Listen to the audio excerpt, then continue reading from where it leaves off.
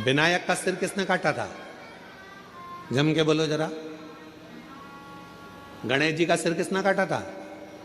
शंकर भगवान। किसका सिर लगाया फिर बाद में?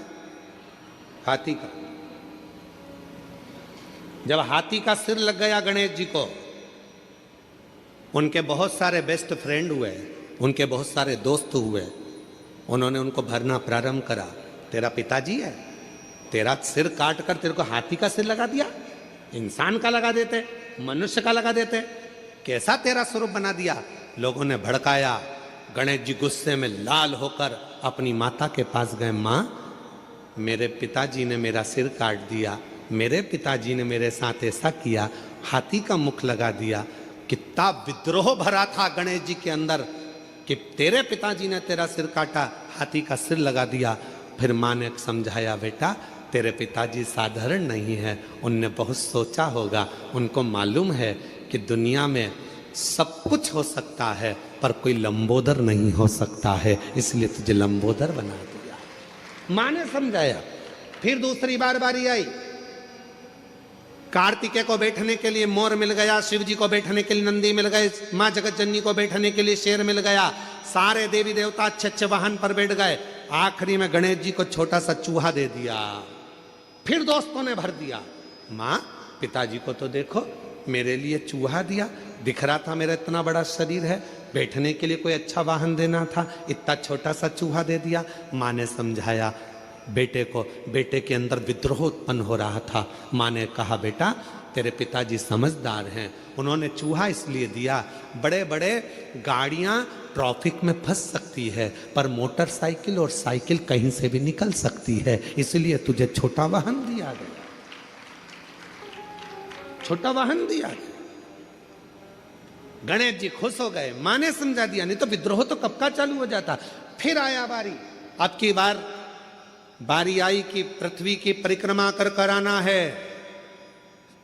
माँ, सब ने कहा तेरे पिताजी को मालूम था कि तेरे पास चलने के लिए कुछ नहीं था, छोटा सा चूहा कितने दिन में पृथ्वी की परिक्रमा करेगा। पिताजी को मालूम था कार्तिकेय जीतेगा, उसको प्रथम गिनती में ला दूंगा। पर गणेश जी, तेरे पिताजी ने तेरे साथ चाल चल। गणेश जी को विद्रोह आया। माँ के पास गया। माँ देखो, पिताजी ने ये कोई बात बोलना चाहिए कि पृथ्वी की परिक्रमा जो करेगा पहले वो प्रथम गिनती में आएगा। अब तो मेरे पास तो इतना छोटा सा चूहा धीरे धीरे चलेगा, कब तक पृथ्वी की परिक्रमा करेगा। माँ ने समझाया, बेटा तेरे पिताजी हैं, वो जानते हैं कि तू इतने बड़े चूहे पर बैठकर पूरी पृथ्वी की परिक्रमा नहीं कर सकता, इसलिए तेरे पिताजी ने मेरे कानों में कह दिया था कि एक काम कर, गणेश जी को बोल देना पूरी पृथ्वी की परिक्रमा ना करे तो माता पिता की परिक्रमा कर लेना, फल प्राप्त हो। जब जब व्यक्ति के दिल में विद्रोह उत्पन्न होता है, जब जब व्यक्ति गलत सोचता है, गलत विचार लाता है, अगर घर की स्त्री, घर की नारी, घर की महिला, घर की माँ, घर की बेटी, घर की बहन, घर की भाभी, घर की बुआ, घर की चाची, घर की काकी, घर की मामी, घर की स्त्री जब उसको समझाती है तो कोई पुरुष कोई गलत काम करने के लिए जा नहीं सकता। विद्रोह कब उत्पन्न होता है? जब घर की नारी उसको भर दे। देख लो, तुम्हारे भाई को देख लो, देख लो तुम्हारे मामा को देख लो, जब अंदर इतनी ईर्ष्या भर दी जाती है कि पुरुष फिर क्राइम करने को आगे बढ़ जाता है और तलवार लेकर, चक्कू लेकर दौड़ पड़ता है। 10 मिनट का क्रोध, उस व्यक्ति ने चक्कू मारा, 10 मिनट का क्रोध आया और मालूम पड़ा वो 10 मिनट का क्रोध उसकी 10 साल की जिंदगी को बर्बाद कर दिया। 10 साल। किसी की सामर्थ्यता नहीं जो क्राइम को रोक दे। क्राइम को केवल एक घर की माँ, घर की स्त्री, घर की नारी रोक। अच्छे संस्कार हो, अच्छे विचार हो, अच्छी सोच, अच्छे भाव।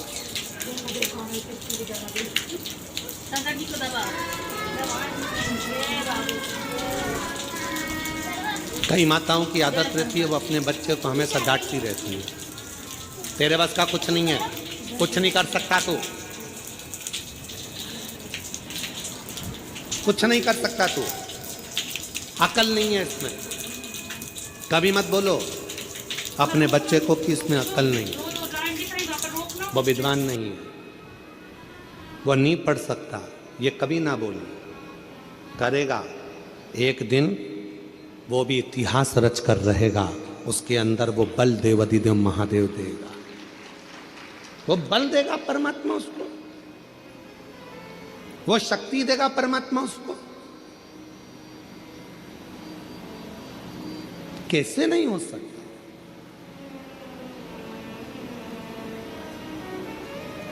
एक पत्र अच्छा है,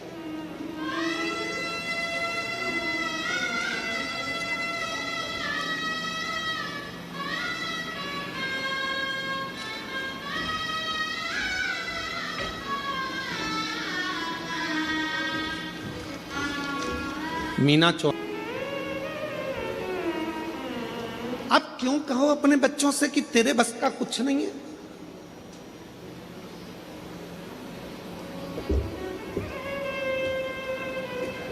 कभी अपने बच्चे से मत कहो कि तेरे बस का कुछ नहीं है।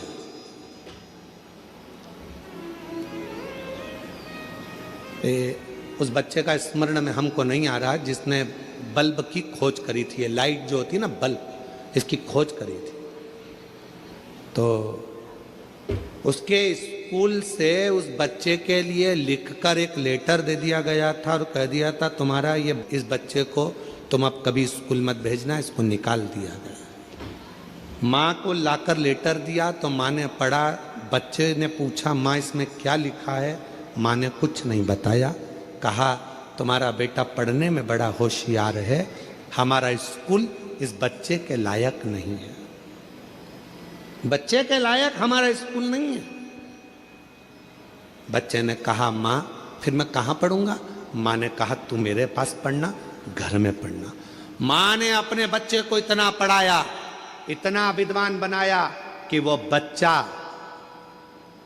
खुद एक अच्छा साइंटिस्ट बनकर बल्ब की खोज कर लेता है और पूरे विश्व को प्रकाशमय कर देता है। जब मां मर गई, माता के प्राण चले गए, उसने अलमारी खोली, माता की अलमारी में से डब्बा निकला, डब्बे में से वो लेटर निकला जो उसको स्कूल में दिया गया था। उस लेटर को जब उस बच्चे ने पढ़ा तो उसमें लिखा था कि आपका बच्चा विद्वान नहीं है, उसमें गुण नहीं है पढ़ने के, वो बहुत कमज़ोर है, हमारा स्कूल इसको नहीं पढ़ा सकता, इसको घर ले जाओ।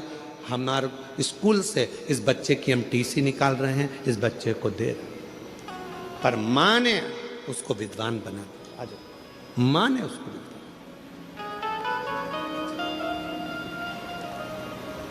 अब ये माँ है ना, इनने भी अपने बेटे से कहा ना कि वो सियोर वाला बाबा कहता है, ना कहे अपने बच्चों से कि इसमें विद्वत्ता नहीं है, इसमें ज्ञान नहीं, ये कुछ नहीं कर सकता। करेगा?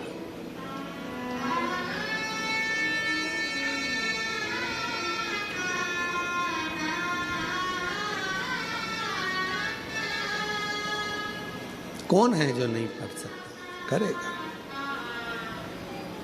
अमीर बनना सरल है, अमर होना जम के बोलो कठिन है। पर जिसने 4 बातों को स्मरण कर लिया वो भी अमर हो गया। अमर होने के लिए कुछ नहीं कर सकते तो एक काम तो जरूर करना। क्या करना है अपने को? एक पेड़ लगाना, वृक्षारोपण करना, भारत की भूमि को फिर ग्रीन करना, हरा भरा करना, फिर करना, अमर होना। पार्वती जी कंठ में पहुंच गई और मां आद्य शक्ति पार्वती जी ने कंठ में जाकर विष को रोक दिया। विष को रोका, विष रुका है। अगर मां नहीं पहुंचती तो विष नीचे उतर जाता। मां ने उसको कंठ पर रोक दिया।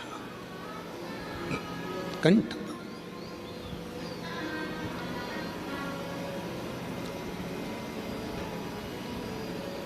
मेरी जीजियों, मेरे जीजाओं, मेरी बेटियों, बेटाओं, मेरे बुजुर्ग माँ बाप, एक बात का स्मरण अपने अंदर रखिएगा।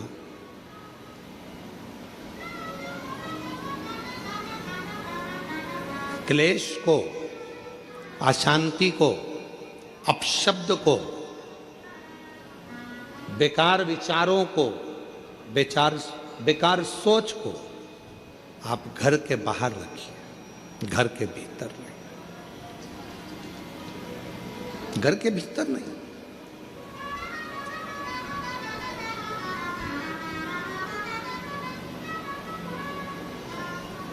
हम हमारे घर को घर बना रहने दें। कई लोग अपने घर को बहुत बहुत बहुत विचार कर कर होटल बनाने का प्रयास कर रहे हैं, पर निवेदन है कि घर को होटल ना बनाए, घर को होटल ना बनाए। हम बेटियों से भी कई बार कहते हैं, आप अपने माता पिता के द्वारा पढ़ते हो, माँ बाप आपको पढ़ाते हैं, माता पिता अच्छी शिक्षा दिलवाते हैं, माता पिता कॉलेज पहुंचाते हैं, माता पिता अच्छे आपको कपड़े पहनाते हैं, माता पिता आपको खूब संभाल कर रखते हैं, खूब खूब व्यवस्था करते हैं।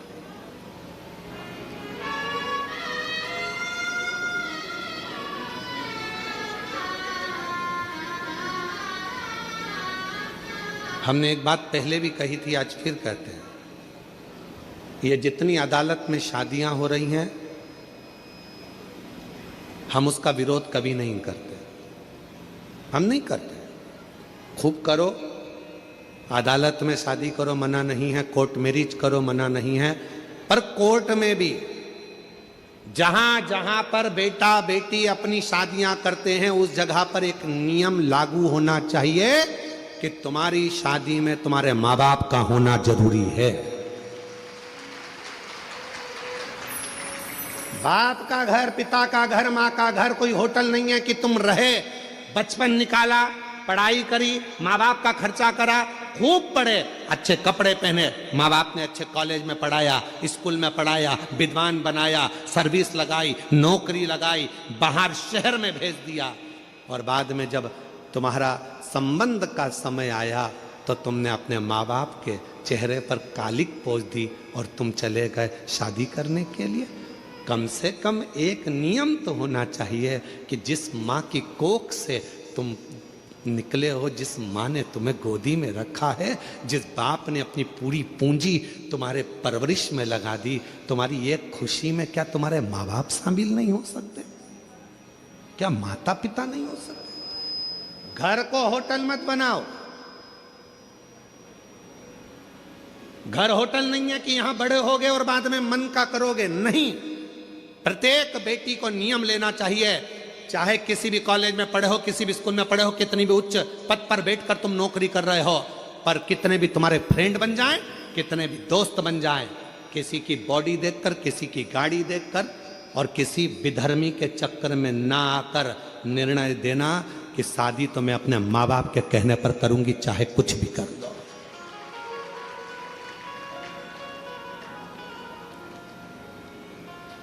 अभी हम लोग बस्तर कथा करने के लिए गए तो एक गांव में हम लोग पहुंचे, जिस गांव में हमने जाकर थोड़ा सा मालूम करा तो बड़ा विचित्र खेल हमको मालूम पड़ा। विचित्र खेल था, थोड़ा मन पछोड़ गया उस खेल को देखकर।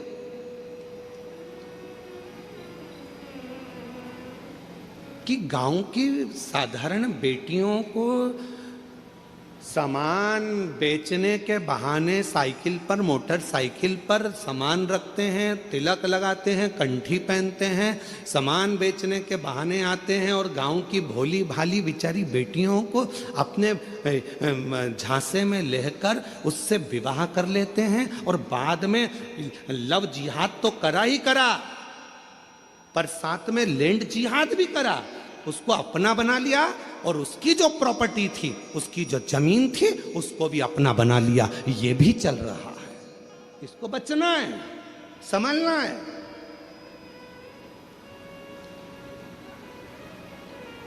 वो लव जिहाद का शिकार तो हुई, सामने लैंड जिहाद का भी शिकार हो रही है। पूरी भूमि चली गई, पृथ्वी चली गई। वो किसान माँ बाप के पास में तो 2 एकड़ 1 एकड़ जमीन थी, जो गांव में छोटा सा एक रकबा था जिसमें